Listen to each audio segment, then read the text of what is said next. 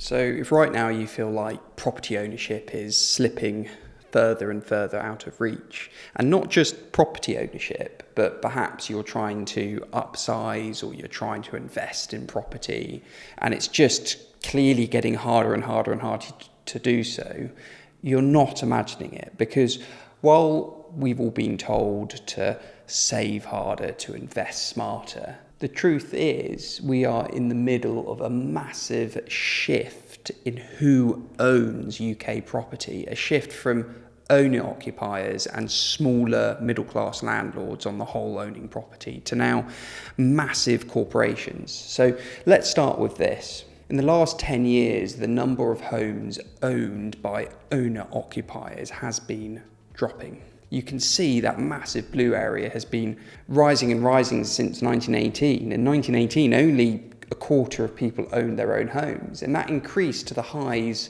of 70% at points on that graph. You can see here more and more adults are now living with family as home ownership and even renting falls further and further from reach to more and more people. But meanwhile, corporate, overseas and institutional buyers have increased the ownership in UK property massively. Properties aren't just disappearing, they're changing hands. That's what we're seeing in slow motion over the last decade and now into the future. We've been seeing the rise of corporate landlords. The number of buy-to-let companies has surpassed 400,000 for the first time ever. But let me talk you through the bigger social impacts of this, not just for day-to-day UK-based property investors, but to society as a whole. And in case you're wondering why you should listen to me on this topic, well, I've spent the last 13 years running 2 national property businesses I founded back in 2013, British Home Buyers, a UK-wide home buying company, and British Home Sellers, a UK-wide estate agency. And between those businesses, we've been involved in over 14,000 transactions worth over £5 billion. And so if you watch my videos, you'll know how I've been correctly predicting the direction of the property market for some time.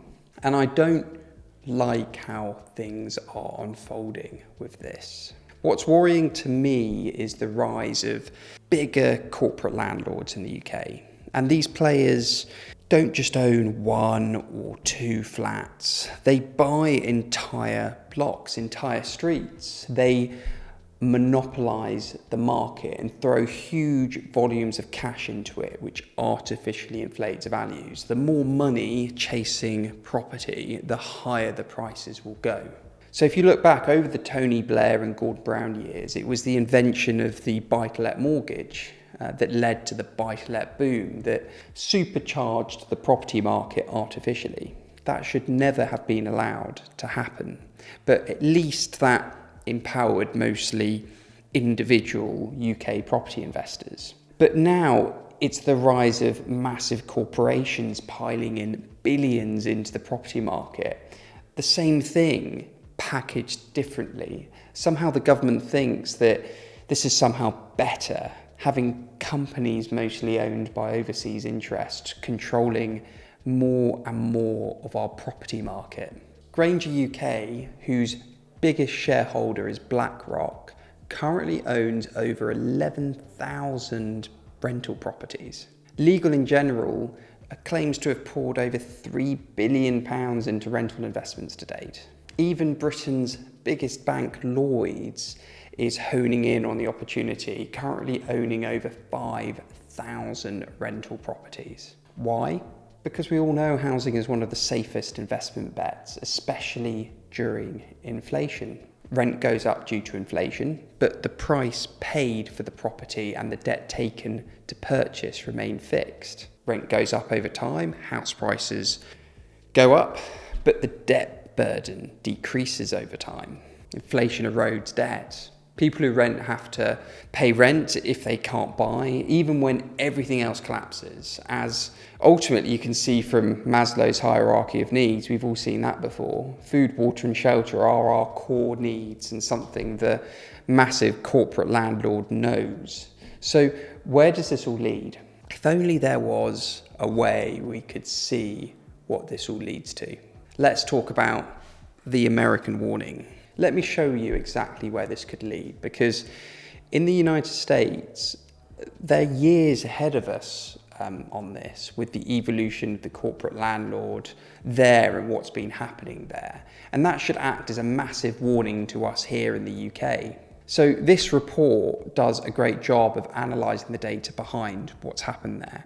So after the 2008 crash, Wall Street firms like Blackstone, Progress Residential and Invitation Homes started buying up thousands of homes, especially in poorer, less regulated areas. In some areas, 1 in 5 homes is now owned by a single landlord. So imagine that in the UK, every 5th house in your street owned by one faceless company.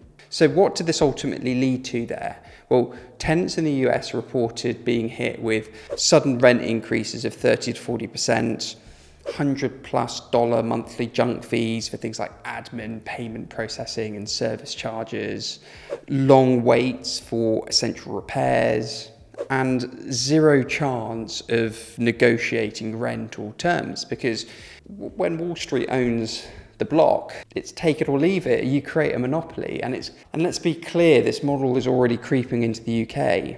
In many of our cities, small landlords are selling up. Families are priced out, and bigger landlords, corporate landlords, are buying at scale with long-term strategies to dominate the market. We all understand property in general is a great long-term investment.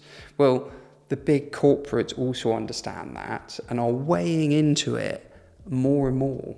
In both countries, the UK and US, we're watching the same story unfold, a transfer of wealth from families to financial institutions, from owner-occupiers to renting corporations like Lloyds Bank. Even China's leadership has said homes are for living, not for speculation. Now, I'm not saying being a one-party authoritarian state is the way to go. Of course it isn't. But here in the West, if the Prime Minister stood up and said homes are for living, not for speculation, I can't imagine that direction being negative for society as a whole. What do you think?